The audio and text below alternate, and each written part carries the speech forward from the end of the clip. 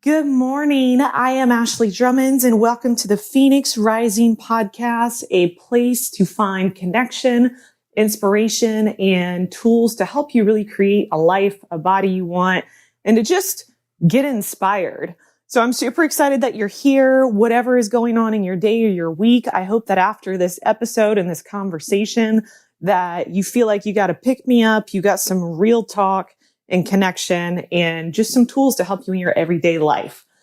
So really quick, the last 8-week boot camp just finished up and it has been amazing. It is so incredibly fulfilling just to be able to work with people one-on-one and over the course of 8 weeks, see them not just, obviously you're going to get in great shape. You're going to feel strong. You're going to lose weight. But seeing people break through these mental and emotional barriers that they had, just really feeling more confident, more assertive, feeling like they're finding their voice. They're dealing with like grief and pain from years that they've never been able to access, but also really just having breakthroughs of understanding their patterns and why they do what they do so that they can show up more wholly in their life. Now, if you're interested, because that one just ended, that means that I have 8 spots that are now open right now. I have 2 people that are already signed up. Normally it's 10. But if you are interested in working with me one-on-one on your fitness and mindset to help clean up your nutrition, to really build strength, not just in your workouts, but also in your life, you can head over to ashleydrummonds.com. And on that website, there's a tab that says coaching.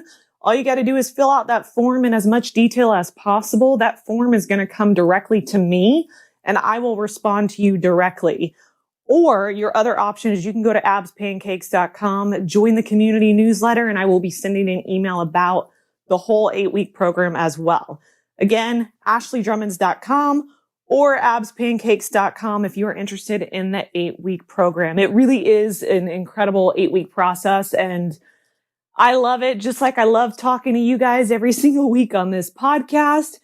And on that note, we are going to get started on today's topic, which is all about how to deal with the days that you are stuck in your head, overanalyzing, having obsessive thinking, or what I've referred to before as like spirally kind of thoughts where you feel like you're on this train, you're on this thought pattern and you can't get off and it is going to like a really frustrating, hard place. So that's exactly what we're going to talk about.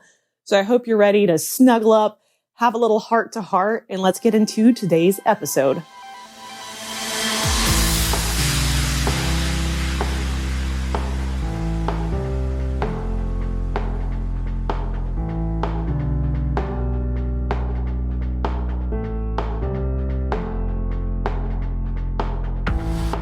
I hope that your day is starting off great. To kind of set the stage for you of how I am recording today's episode, I spent about 10 minutes prior to this just kind of sitting in silence, getting grounded, doing some breath work, which actually that's going to be something that we talk about in this episode with days that you're stuck in your head.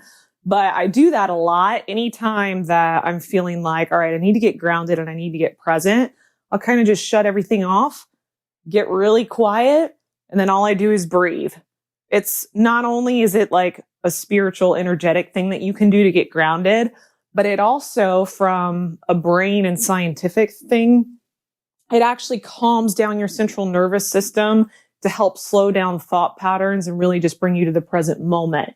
So anyway, prior to hitting the record button on this and starting that, I spent about 5 to 10 minutes just getting present, getting grounded, doing some breath work. Of course, I also burned some Palo Santo.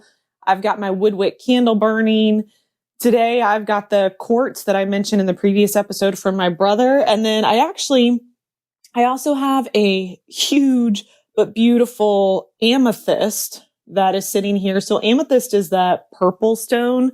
It's really beautiful. The reason I have it is because for whatever reason, that color and that stone reminds me of my great grandmother, and she passed a few years ago, but this woman is, she's a badass. She is tough and independent. She lived to be, I think she was 99. She lived to be 99. She lived by herself. She got divorced at like 55 and then never remarried and just lived alone and took care of herself until her 90s. I mean, she's just a tough woman, but also a very loving woman. And for whatever reason, I woke up this morning, and when I was sitting there doing my breath work, I was like, all right, what do I need to say? What should be brought up in this? And this stone got brought up. So apparently she's going to help us through this podcast to talk about how to have mental toughness on the tough days that you're stuck in your head. So I wanted to talk about this just because, one, I never know what the next podcast episode is going to be. And I got asked this recently. Somebody was like, where do you come up with the content for this? And I have no content calendar. I have no content strategy. And I honestly don't know what day I'm going to record this podcast each week. Just I'll wake up one morning and all of a sudden it's like somebody downloaded an entire file in my brain. And I'm like, all right, I thought I was talking about this, but I guess this is what I'm talking about. So yesterday I woke up and I took my pen and paper and I had my coffee and I was sitting outside enjoying the morning. And I was like, all right, I know I need to get this podcast episode out. By the way, I now have a podcast producer. So the technicalities that I was having issues with before, the last 5 episodes, Matt, the podcast producer, has been producing, transcribing, and getting them published for you guys. So hi, Matt. Thank you for doing the technical audio work that frustrates me so I can knock these out. But anyways, I typically try to give him the podcast episode by Thursday or Friday, so he has plenty of time to edit it, upload it, and publish it. And yesterday was Thursday for me, and I was like, man, what am I going to talk about? I have a running note in my phone of conversations I want to have, but I didn't really have anything that was just flooding in like it normally does. And then all of a sudden it just kind of hit me. And I was like, all right, here we go. And so I'm sitting here with about 10 pages of stuff that I have out on paper to talk to you guys today. So that's where it came from.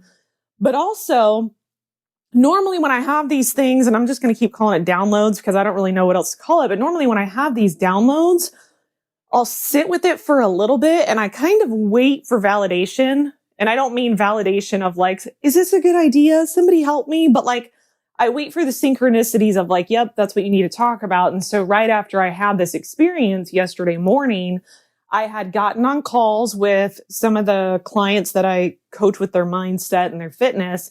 And both of them brought up, hey, what do you do on days that you kind of are going down spirally type thought patterns, or that you just really feel stuck in your head and you can't, it's like your brain's just out of control and you can't bring it back to getting grounded. And I was like, oh, that's ironic because that's exactly what I was going to talk about. And then a very good friend of mine yesterday, she was having that exact day of, she's like, I don't really know how to explain the way that I feel, but I feel spirally. And I'm like, all right, boom, that's 3 in one day of exactly what I was looking for the confirmation for. So here you guys are. Apparently, this is what we need to talk about. So the things with our brain and our thoughts. So there's a lot of things that are going on emotionally, energetically, but there's also things that are going on from a physiological perspective and the way that our brains are wired and the chemical reactions that are created. So I'm going to do my best to kind of tie all of that together to hopefully give you tools that can help you on these kinds of days when you feel stuck in your head. So the first thing is thoughts are always seeking to be expressed. That does not mean that every thought should be expressed, but that's what your thoughts are doing. Your thoughts are kind of so your brain is like this very fertile land, and we don't realize it, but our thoughts become seeds. We're constantly throwing out, think of, if you know what ryegrass is, it's where it's really not great quality grass, but basically it's people walk around and they just throw these buckets of seeds out in their yard to get some sort of sprouts of grass. Okay. So think of your thoughts kind of like that. You throw them out, you throw them out. All it takes is a little bit of water and some good dirt and you're going to have some grass come up.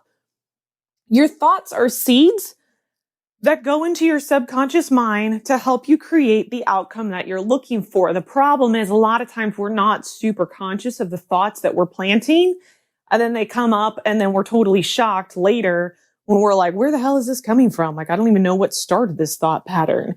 And sometimes it's not you. Sometimes you're picking things up. If you're in a negative environment or a toxic environment where these are kind of being planted without your permission. So like your neighbor comes over next door, decides to throw his own seeds in your yard while you're away at work and you had no idea. And you're like, why do I have weeds growing in my yard right now? I didn't throw weeds out here. Well, because this is the way our subconscious mind works. We pick up messages and thoughts through music, through other people's conversations, through TV, subliminal messaging. We're picking it up all day long. So this is why it's an important process to become aware of what your thoughts are and what thoughts are just coming from outside sources or old programming and conditioning that actually have nothing to do with you. So having explained that, where your thoughts are always seeking to be expressed, and it doesn't mean that it needs to be expressed, your brain's responsibility is to provide you solutions to get you to the outcome that you want. So if you sit in silence, or if you're sitting there and you're like, something very basic, man, I need to eat lunch. Where do I want to eat lunch? You have presented this problem to your brain. You've planted that seed of, I need lunch. Where should I eat? What happens? All these ideas and thoughts start popping up to provide the solution for you of like, you could go to Chipotle. You can go to Smoothie King. You could go get this, go get that. And then you have a choice. Which one do you want to take? It's easy for us to do this in our day-to-day lives with basic things like that. But when it comes to emotional triggers, this is what can send us kind of spiraling, overanalyzing, and obsessing because they're emotionally charged thoughts. So days that you are having emotions and thoughts that are big, instead of trying to acknowledge these and present awareness to them, a lot of times we try to escape them. And the way people tend to escape, or they try to pull themselves out of these spirally overanalyzing days, is through food, through alcohol, through addictions, distractions, because it feels like our brain is out of control. Because we feel like we can't control our brain, we then go to something outside of ourselves that we can control. So we eat comfort food. We drink alcohol to calm down and relax. We do things that are really not healthy for us and other forms of addictions just because at least it's something that we can put a start and a stop to outside of our brains.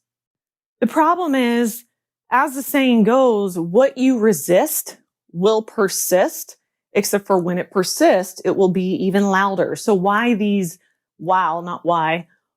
these do provide you temporary relief, once the high, the comfort food, the addiction, the alcohol, whatever it might be, once that distraction is over, guess what? You come back to yourself, and guess what's there to meet you when it's over? These exact same thoughts that still have not been acknowledged and instead have been ignored, and now they're getting a little bit louder. So this is what creates the vicious patterns and the vicious cycles. So let's say, for example, you're feeling really just like bored, stressed. I guess, this is so cheesy, but I don't know the other words. You have no sparkle in your life. Like there's nothing that really you're super excited or motivated about and inspired. Okay. So if this is going on, what you would want to do is really like acknowledge, I feel bored. It means that my soul, my mind is stuck in a rut and I have to try and figure out how I'm going to pull myself out of this. And you start a self-discovery process of like, all right, what doesn't bore me? What excites me? What lights me up? What gets my passion going? And then you start down that path to figure out a solution to this problem. Normally, though, what happens when people experience boredom is, all right, I'm bored. Instead of sitting with this and feeling bored and figuring out what I actually want to feel, I'm going to go on social media and look at everybody else's life. Or I'm just going to drink because there's nothing else to do. So let me just do this now. And then tomorrow I'll wake up and deal with the boredom again. And then I'll start the process again. Or I'm bored, so let me eat. I'm just going to eat because at least it's something to do. And it ends up becoming a one-time thing, but then it creates these patterns because the actual issue that is creating these triggers that have now become habits hasn't actually been resolved. So that's a very simple example of how this happens. Another extreme example, though, of how this happens is when we've experienced deep emotional pain, and I'm talking like huge pains and traumas in life, our brain's responsibility is to go into survivor mode. So this is the fight or flight response. Sometimes what happens is if there's an emotional experience that triggers something in the brain, letting the brain know this is too much pain for this human body to experience at once, what it does is it almost like shortens it, and it gives you a dosage of what you can experience, and it holds off the rest of it, not letting you fully process it because your body's just putting itself in survival mode so that it's not so much that you go into shock. This is also actually what happens when people have physical experiences where their body does go into shock. It's protection. It's trying to protect you. It's just we understand it more from a physical perspective than we do an emotional perspective. So from an emotional perspective, the way we get stuck in these spirally over obsessive, analyzing, like just stuck in our head kind of thoughts, it's normally because in a moment where we experience emotional pain, instead of being able to process all of it and deal with it in that moment, it's like we process fragments of it, but the remaining pieces, so if it's like shattered glass, it's like we dealt with the big chunks of it, but the rest of the glass is still shattered, floating around inside of us, inside of our brains, waiting for a convenient time when it's safe to deal with the rest of the emotions. So this happens and it creates this initial thought trigger. So you have something that comes up. You now have an emotional charge to it. You probably don't really want to feel pain. I mean, nobody wants to feel pain. We try our best to make decisions in the attempt to avoid pain. So we tend to ignore it. Problem is, ignoring an emotionally charged thought is like ignoring a child that's about to throw a temper tantrum. It's not going to go away. It's going to scream louder and louder. It's going to make everybody in the grocery store give it attention until you decide to look at it and basically like just stare at it for what it is and be like, hey, you're throwing a temper tantrum. Stop. I don't want to be a part of that. But the second you acknowledge it is usually when it stops. So this is how emotionally charged thoughts happen in our brain is it triggers it off. It's like, hey, is now a convenient time for me to bring up 6 years ago when you felt this emotional pain? And the second you have that thought, you're like, oh God, no, why is that coming up? And so you shove it. You're like, nope, I'm going to shove you away. I don't want to deal with that. It's like, okay, well, we only put this in a box for you because we thought we were eventually going to open that box back up, except for now you're not letting us and you have all these other emotions going on and we're running out of room. We kind of need you to acknowledge this. So it triggers it and triggers it. We resist it, and it gets louder and louder and louder. And because this thought has never been expressed or acknowledged, it just gets more and more charged running around in our brains, making us feel like we're going to lose our mind because we can't control the thought pattern. So you have different forms of how you can express these things. And in the beginning, when I said thoughts are seeking to be expressed, it does not mean that all of them have to be expressed. I typically tell people what I do and what I suggest is if you have a thought that has an emotional charge, you probably need to express it. If there's no emotional charge, then you have a choice to just let it go. And what I mean by an emotional charge is, let's say you have a thought of, this sky is blue today. That's nice. There's no emotional charge there. You don't need to go like dig into that and look much more into it because there's nothing there. It's just an observation. It's a thought that comes into your mind like a screen door. The wind blows through and it blows right back out. Like, all right, no big deal. With an emotionally charged thought though, you know the difference. And I mean, this can be so many things. This can be, it's like that twinge in your gut of envy, jealousy, loss, pain, love, heartbreak, anything. And you know when you have it, it's kind of like, so let's say you just recently got out of a relationship or you broke up with somebody and you're dealing with the loss of romantic love in your life. So you have this heartbreak, but then the next day you find out information that your best friend or a family member is getting engaged. They just got engaged. It's the total opposite of the experience that you're going through. You're going to feel twinge of pain because you are dealing with your own problem, and that thought of like, oh, I don't have that anymore has created the pain. So the healthy thing to do would be to acknowledge it, respect the process that you are in, and just go through it. You feel it, that heals it. This thought does not become obsessive, and now you can move on. When we don't allow this to happen, and instead we pretend like we're totally fine and aren't feeling anything, is when obsessive thoughts happen. So with expressing these emotionally charged thoughts, every single person and every single scenario is different. So if you think about when you're angry, I'm talking like anger and adrenaline is just exploding through your body. What is the first thing you want to do? You want to punch a wall. You want to punch somebody. You want to hit something because that thought, that emotion is seeking a physical expression. What do you want to do when you love somebody? You want to tell them. You want to kiss them. You want to touch them. It's an expression of the thought. What happens when you feel sadness? You cry. There's all these expressions that you can do, but sometimes it's hard to access those things if time has passed. So what you have to do is ask yourself, is this thought emotionally charged? And if it is, how do I feel like right now I need to express it? For me, this is why I believe journaling is such a huge practice, because sometimes you don't need to express a thought in the exact same physical way that maybe you would have years earlier, but the thought does need to be expressed somewhere, and pen to paper is the safest, easiest way to get it out of your head and outside yourself so that you can deal with it, see it for what it is on paper, and then you can move through it instead of this emotion just triggering all kinds of analytical and obsessive thoughts. Sometimes pen and paper doesn't do it. Sometimes, and this is why I'm a huge believer in fitness, and working out, is because the act of exercise, and people always, you hear about doctors talking about how exercise boosts serotonin levels. Yes, it does. That is a byproduct of exercise. But another thing to that is fitness is an exchange of energy. It is taking emotional and mental energy and exchanging it in a physical form, which is why days you work out, you always feel better than the days that you don't, because you have done an energy exchange.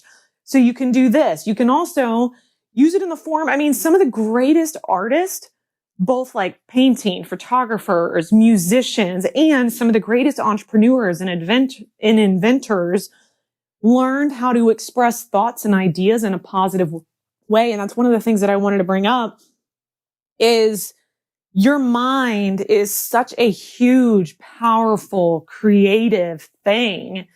A lot of times when we get stuck in our head and we go down these spirally thoughts and we get obsessive and over analytical, it's simply a misuse of our imagination. When you learn to see this as an opportunity of what is the emotion here, what is going on? Is it pain that needs to be expressed? If it's pain that needs to be expressed, you have options. You can turn this pain into almost like a fuel of, now I want to use this to go have a really awesome workout. Or you can use this pain as passion. You can put it into some form of art. You can put it into some creative project and just let that passion fuel it. And that's the point, is pain and love comes from the same emotional energy of passion. It's different forms of the expression. Creative energy, it can create or it can destroy. It's still a creation. You can use creative energy to get creative on how you want to build something, or you can get creative on how you want to destroy something. You can use passion to infuse it into love in people you love, in what you do, in loving your life, or you can use passion as rage and anger and fury. All of it, though, is your choice. And so on one of the calls I had just the other day with one of the clients that I'm working on with her fitness and mindset, I was explaining this to her, and the best description and visualization I could give to kind of help give the sense of control back to your brain is, I don't know if you remember these things, but when I was like in middle school and high school, Spencer's used to be the really cool store that like you kind of weren't allowed to go in because there was some not parental approved things in there, but also it was cool because they had like lava lamps and like glow in the dark stuff and all these just different things. And They have those things that they look like little crystal balls, but like it's like the electricity lights were all in there. And when you put your hand on it, it ended up going to the heat of your fingertips. So then you became in control of like where the electric waves were going. If you think of your brain like that, like this ball of energy, and it's just got like all this electric stuff going on and it's super cool. If you can actually visually see that ball of energy, so the days that you're stuck in your head and it's just like going all over the place and you realize like, all right, I need an energy exchange. I need to somehow express all this mental and emotional energy that's going on. How do I want to do it? Do I want to infuse this into my workout? Do I want to infuse it into a journal? Do I want to get outside and do something active outdoors? Do I want to put this into a creative project? Do I want to use this energy to motivate myself to work on my next goals? Like, all I got to do is stick my fingertips on this electric ball and then immediately, like, I have a choice of where I want to put that. And when I explained it to her, she was like, oh, like Dragon Ball Z. I was like, yes. If you think of this, so imagine that you're like a superhero. Imagine you're a superhero, Dragon Ball Z, or maybe you're Spider-Man and he shoots out all these webs. But imagine that being your emotional, mental energy. And now you have a choice of how you want to throw it out there in the world, to get it out of your head, but to use it in a positive way. And here's the thing is Joe Dispenza, he used to be a chiropractor. Then he started to learn about spirituality practices, the mind, metaphysics, quantum physics, all that. So now he talks more about stuff like this, of just like the power of your mind. And he gives a great analogy about how your mind works. He said, your mind is like a dog. If you do not learn to train the dog will learn to train you. Not because the dog is in charge, but because you forgot that you are the master and not the servant. And it's so true. If you've ever had a dog or any kind of pet, the dog will train you until you decide, no, you're not the boss. You are not in charge.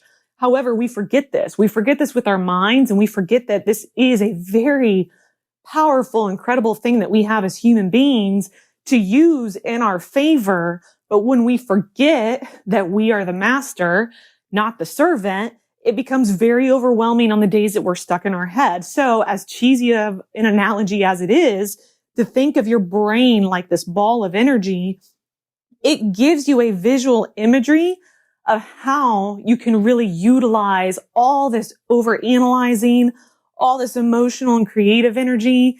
Stick your fingers on that little electric ball, and then how are you going to throw it out there in the world? Where do you want to express it? Because once you express it, that emotional charge that is driving you nuts and making you feel out of control, it's been released.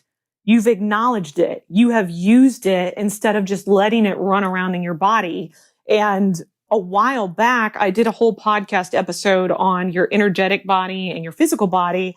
And it's kind of a little about this. It's just about how we store energy in our body, but that really everything works together.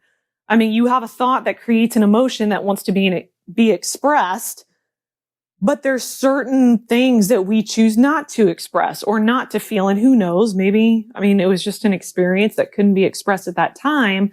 But over time, the more you do this, you either become a shell of a human because you've just repressed so many things, or you start to feel like you're spiraling mentally out of control because these things have not had any kind of outlet.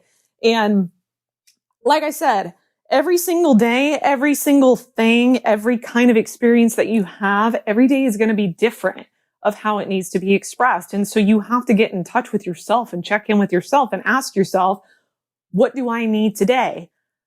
For me, there are some days that the only form of expression, if it's super emotionally charged and it's not anger or anything, it's just like I am feeling a lot emotionally, I have to do in the form of music. Music is just something that gives me a creative and emotional outlet, and it really just helps me express it in that way. Other days, if I am really stuck in my head, I need to go take a very long walk because that movement gives me the physical expression and it gets it out of my body. And normally it creates all these ideas. Other days I need to go lift really heavy weights. Other times I gotta paint. I don't know. But it's really up to you and how you can check in with this. And this is kind of like at the beginning when I was talking about the breath work that I have, like I wanted to bring this up as a tool, is I want to make the point, if anything, this is probably the most important thing that I hope that you hear. Your thoughts cannot hurt you. They can scare the hell out of you, but they cannot hurt you. So when you recognize that and you recognize it for what it is a thought, and you can have very scary, spirally, frustrating, obsessive thoughts, but those thoughts can't actually hurt you. You have a choice of what you want to do with those thoughts. So when you realize that, you don't have to run away from them or escape them or ignore them. When you realize these are thoughts and I have a choice of what to do with these thoughts, you can sit with them, acknowledge them, and now they're not so scary. I know that I've talked about this before of just like the monster in the closet or the monster in the bedroom. It's only a scary monster under your bed or in your closet until you walk in, turn the lights on, and you see that it was a stuffed teddy bear or it was your sweatshirt from 10 years ago. And then you kind of laugh at it because you're like, I have avoided going in this room or I've avoided looking under the bed because I thought it was this scary thing that would consume me and then hurt me. And now I see that it's just a sweatshirt and it's just a teddy bear. So one of the practices, days that I'm having this, is I will typically try my best to get outside. If I can't get outside, then I just try to create a safe space in my room or in my house or somewhere. And I will sit, as much as it feels counterintuitive, because when you're in these places, all you want to do is run. You want to escape it. Like, all right, what can I do? How can I like ignore this? How can I go somewhere else? And you're going to do that. And the more you do it, the worse it's going to get. So what I do is I remind myself, they're just thoughts. They are just thoughts. They can't hurt me. They can scare me like they're scaring me right now, but they can't actually do anything to me. I am going to sit with them and not be scared of them, allowing whatever emotion needs to come up, whatever emotional energy is seeking my attention to be there. And I'm just going to breathe through it. It's kind of like when you get a shot as a kid, like it's just a shot. Like it might be a little pinch, but if you can just sit there, just breathe, it's going to be over before you know it. And that's exactly what happens. So with meditation practice, especially when people are first getting into meditation, I tell them like, don't worry about being perfect or seeking enlightenment or anything like that. The first time you get into meditation, practice just sitting with yourself in complete silence, sitting with whatever shows up mentally and giving it the safe space with no judgment, no need to change it, no need to control it, but literally putting down all your walls, all your thinking patterns, everything, and just opening up to like, all right, whatever's here is here, and I'm just going to sit with it and befriend it, and I'm going to breathe through it. And every time this happens, it's a process of surrender.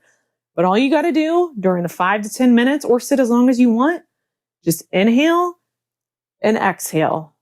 And that's it. You stop tensing. You stop trying to control and resisting. And this is what we do, even in stretching. So like when I've worked with people and doing personal training one-on-one with them, and I put them through the end of their stretches. And actually in this 8-week program, the workouts are follow along. So I put you through a warm up, the entire workout, and a cool down. And I bring this up in the cool down of our natural default reaction is when we feel tension or pain, instead of relaxing into it to release it, we tense up. So think about when you're stretching and say you have tight hamstrings and you're like trying to touch your toes and they're tight. What happens? You'll grit your teeth, or you just transfer the tension somewhere else. You might be gripping your hands. And it's amazing that this is our default. So I always try and bring it to the attention of like, when you do this, you may be releasing the tension and the energy from your hamstrings, but all you did was transfer it to gritting your teeth or scrunching your eyes or tensing up something else. So instead of doing that, take a deep breath, exhale and let it go. Actually let the tension go. And this is what meditation does, is when you learn to focus on your breath and learn to breathe, all that mental energy, you're not putting it somewhere else in your body. Now it's in your shoulders. Now it's like in your heart, in your chest, or in your stomach, in your gut, or anything like that. You are literally letting it be and exhaling. So this is why meditation is so important. And the more you do it, the first time you do it, it's super uncomfortable. It's super uncomfortable because your brain hasn't been given this space before. So your parasympathetic nervous system, which is basically just your subconscious mind, is the part of our minds that kick in whenever we go to sleep. It's the deep, deep brain waves that need rest and relaxation. So the first few times you do this, because that parasympathetic nervous system has never gotten that, you are going to have 5 million things going on. You're going to be thinking about your grocery list, what you got to do at work, what you need to do for your car, your friends, your spouse, everything. And you're going to be like, oh my God, I cannot do this. Yes, you can.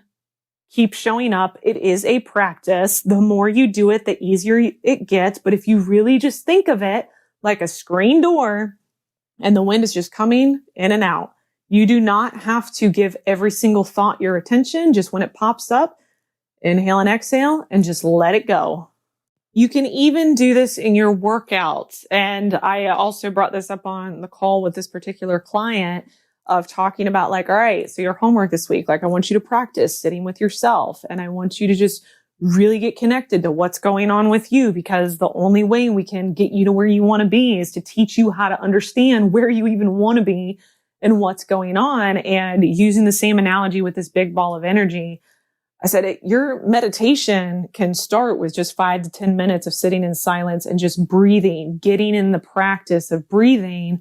But you can also use your workout as a form of meditation with your breath. And this is like, some days I got to work out to music. Other days I need to just work out without music, because I am trying to connect my breath to the movement that I'm doing. It's a very good mindset practice, not just for your workouts, but just to carry throughout your life, that anything that you do, and I brought this up, I know I'm referring to a lot of clients. There's just been a lot this week and a lot going on. So there's a lot of examples to give, but I brought this up to somebody that I was working with in person, because you start doing a workout, your initial reaction is to like go extreme. And people do this with mindset practices too, of like, all right, I'm going to do all of it. I'm going to be super perfect. I'm going to hit it every single day at 8 a.m. to 8:15 a.m. And I try to express like, look, don't come out the gate too hot. You come out the gate too hot, you're going to burn out just as fast. Slow and steady wins the race. I know that's not what you want, because you're so excited and inspired to just hit your goals and do everything. But this is a daily practice. So take your time. And so with this client that I was working with in person, I had like explained what they were doing for their metabolic circuits and their conditioning. And I made it very clear. I said, look, I know what you're going to do. As soon as I tell you to start, you're going to come out full on sprinting. And that's not what you need to do. All I want you to do is focus on one breath, one rep, one movement at a time. If you can do that and put your entire present moment awareness in the workout that you are doing and each rep that you're doing, you're not going to lose your breath. You won't have to take a break. And you're actually going to end up getting a lot more done than had you just try to hurry up and get it over with quickly.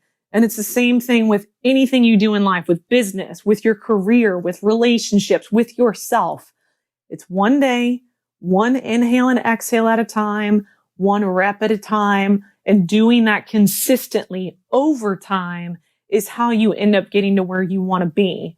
So bringing all of this full circle with the days that you just feel stuck in your head, you're having these spirally thoughts, over analyzing, really just having a hard time, feeling out of control, seeking for a way to escape it. First, use the visual image of this being like that little ball of energy that is just firing off all these electrical charges. But the second that you put your hand on it, it's going to be drawn to your own heat of your hand. And now you're just like a little superhero, because your mind really is a super powerful thing. Just don't forget that you are the thing that decides where all that power goes. So you got this energy, it's all getting fired off electrically. You got your hand over this crystal ball. You can become whatever superhero you want to be. How are you going to throw it out there in the world? How do you want to express it? What do you want to do with that emotional energy? And the other thing too is learn to sit with these thoughts. Learn to recognize the thoughts can scare you, but you have a choice of what to do with these thoughts, and to sit with them in silence and breathe through them helps put you back in control instead of feeling out of control. And I even told a very close friend of mine this recently when she was talking about, like, she just feels super frustrated and like she's got these spirally thoughts and she doesn't know what to do and she's trying to get direction. And having all this in my mind about, like, we got to just express our thoughts. I was like, you know what? Maybe what you need to do is just go take a baseball bat, go find an empty field somewhere, and then just beat the crap out of the ground, releasing all that frustration and anger and all that mental energy. Because once you get it out of your body, you're going to be able to come back and think more clearly and more grounded. But as long as you've got all that emotional energy spinning in your head, you're not going to be able to think clearly. You can't, because that thought or those thoughts are like, can you please express this somewhere?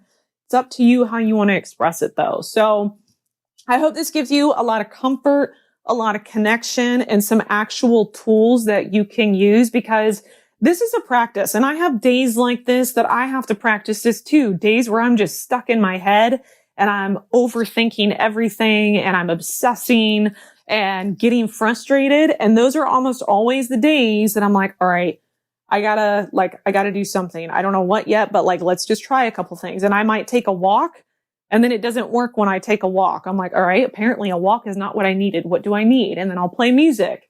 Sometimes that's not it. Then I'll go work out. Maybe that's not it. And you just keep trying it until you're like, that is exactly what I needed. I needed just pen to paper, or I needed to just talk it out. And that's the other huge thing too. You can talk these things out with people that you trust and feel safe with, so that when you say something that you think is super scary and you're telling this other person to get it out of your head and to physically express it through verbal communication, I mean, this is somebody that you trust, obviously, not somebody who's going to tell you you're psycho or crazy, and you express it and they're like, oh, yeah, that happens to me too. Like, it's not a big deal. Immediately, you're relieved. The thought has been expressed. It's totally fine. And now you can go on about your day, but just keep that in mind. Get in a daily meditation practice. I almost said have fun with this, but I realize on days you feel this way, it's not fun. But if the image of a crystal ball and you being like Dragon Ball Z, like this other client said, gives you some sort of like tool of like, oh, all right, so what do I want to do with my brain today? How am I going to use this superpower? If that helps you, then use that. But really just practice getting connected to it. Practice sitting with your thoughts and not being scared of them. And remember, you are the master of your mind. Your mind is not the master of you. You just have to remember that and choose where to put your energy. All right. Thank you so much for listening. I love this. This truly is like one of my favorite things to do in business and with my week, is just have these conversations, because connecting with you on a deep level with stuff that actually matters is what lights up my soul. So I appreciate you. I appreciate all the feedback that I've gotten. If you could do me a huge favor, please leave me a review and make sure to subscribe, so that way you continue to get these things. But when you guys leave me a review or you send me messages on Instagram, it lets me know that this stuff is helpful for you and to keep it coming. And for those of you who have already done it, thank you. I really appreciate that. But in the meantime, have a fantastic day. Go out there, conquer the world, go after your dreams, and I will see you in the next episode.